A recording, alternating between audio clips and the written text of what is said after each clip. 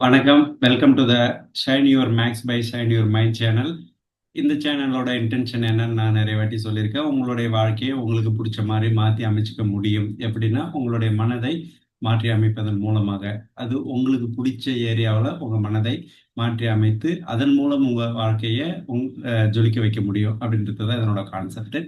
அதுக்கு பேசிக்கான திங்ஸ் நிறைய வந்து ஒரு சயின்டிஃபிக் ஒரு எவிடன்ஸ் மாதிரி வேணும் இல்லைங்களா? சும்மா ஜஸ்ட் லைக் தட் வந்து ஜோசியக்காரங்க மாதிரியோ இல்லை ஒரு மேஜிக் மேன் மாதிரியோ நம்ம சொல்லிட்டு அதை வந்து என்ன சொல்றது, ஒரு நம்பகத்தன்மைக்கு ஒரு கியூரியாசிட்டி, ஒரு ஹிடன் கியூரியாசிட்டி மாதிரி ஆயிடக்கூடாது இல்லைங்களா? ஸோ அதனால எல்லாமே உங்களுக்கு சயின்டிஃபிக் பேஸ்டில் இருக்கணும் அப்படின்ற ஒரு இன்டென்ஷன்ல. ஏன்னா அப்படி இருக்கும்போது உங்களுக்கு இதை நம்ப ஆரம்பிப்பீங்க.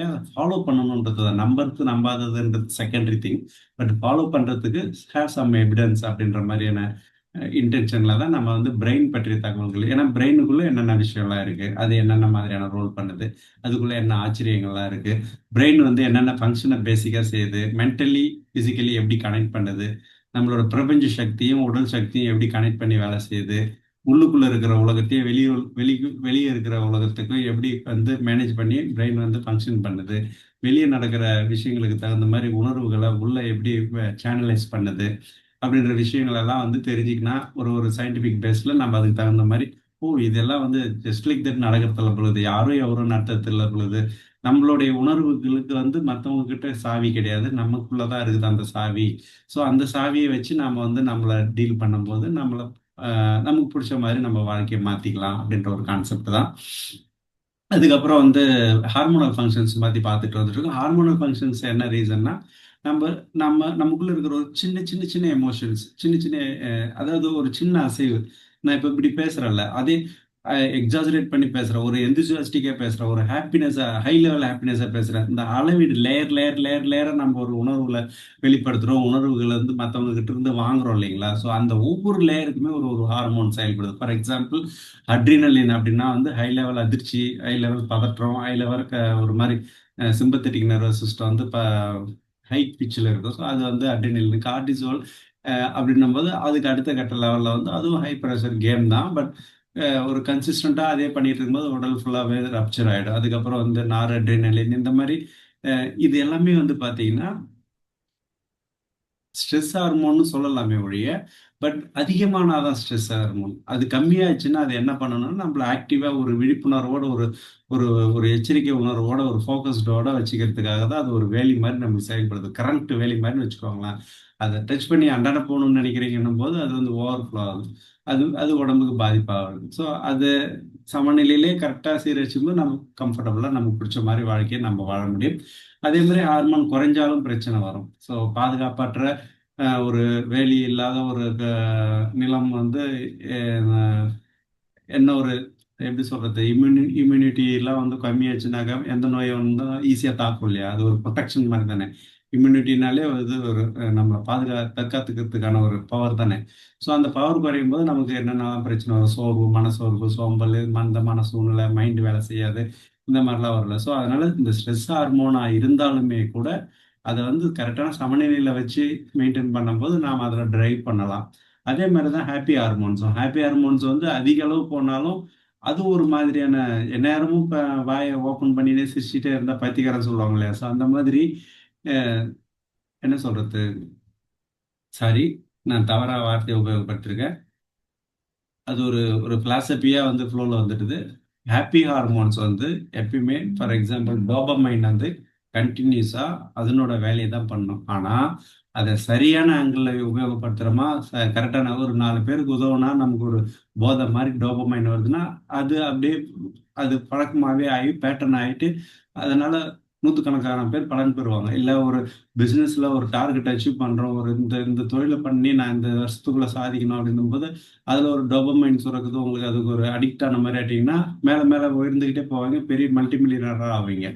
அதே மாதிரி டோபமைன் போய் அந்த ஒரு ஒரு பார்ல உட்காந்துக்கிட்டு இல்ல ஒரு ஒரு சூதாட்டத்துல உட்காந்துக்கிட்டு அதில் செக்ரெட் ஆகுதுனாக்கா அதே மாதிரி அதுக்கு அடிக்ட் ஆவீங்களே. ஸோ அந்த மாதிரி எதையுமே நாம் உபயோகப்படுத்துற விதமும் அதை சமநிலையில வச்சுக்கிறதுக்காக என்ன இன்டென்ஷன்ல எந்த ரேஞ்சில் உபயோகப்படுத்துறதுல ஒரு விழிப்புணர்வோட இருக்கணும் அப்படின்ற ஒரு கான்செப்ட்ல தான் ஹார்மோனை பத்தின விஷயங்கள் தான் பார்த்தோம்.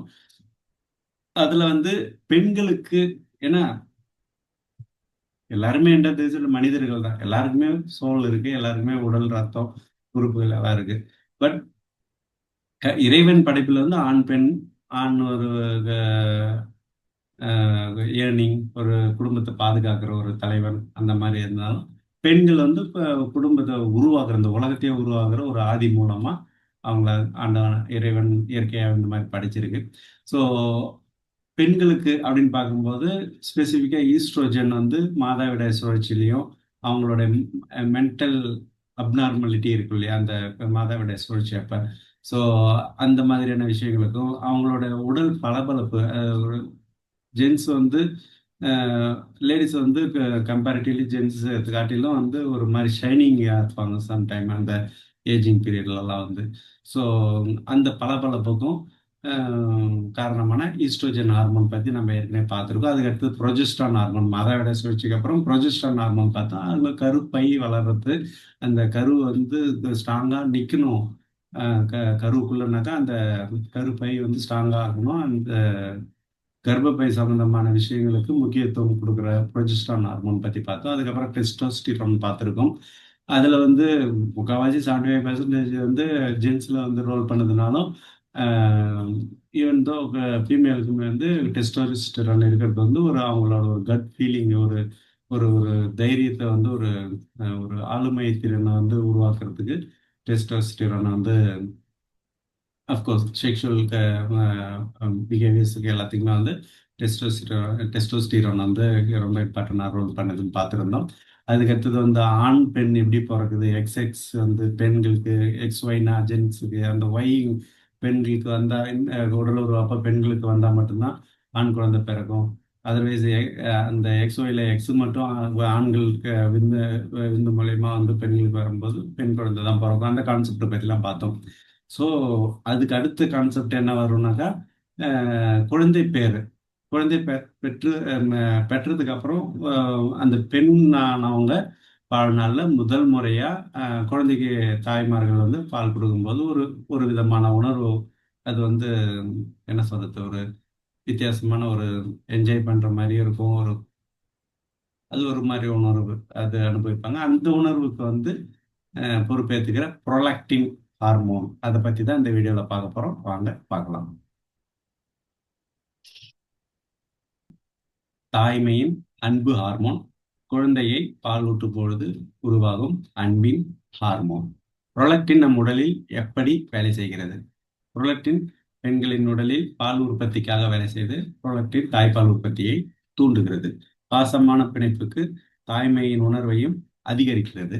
புரொலக்டின் அளவு ஏற்ற இறக்கம் குறையும் பொழுது, நான் ஏற்கனவே சொன்ன மாதிரி தான், அட்ரினலின் ஆகட்டும், டோபமைன் ஆகட்டும், ஈஸ்ட்ரோஜன், ப்ரொஜெஸ்ட்ரான், டெஸ்டோஸ்டிரான் எல்லாமே வந்து ஒரு சமநிலையில் மெயின்டைன் பண்ண மட்டும்தான் ப்ராப்ளம் இல்லாமல் இருக்கும். அளவுக்கு மீறினாலும் பிரச்சனையை கொடுக்கும், குறைஞ்சாலும் பிரச்சனையை கொடுக்கும். அது கார்டிசோன்லையும் பார்த்தோம், கால்சியம் லெவலில் எல்லாத்துலேயுமே அப்படிதான்.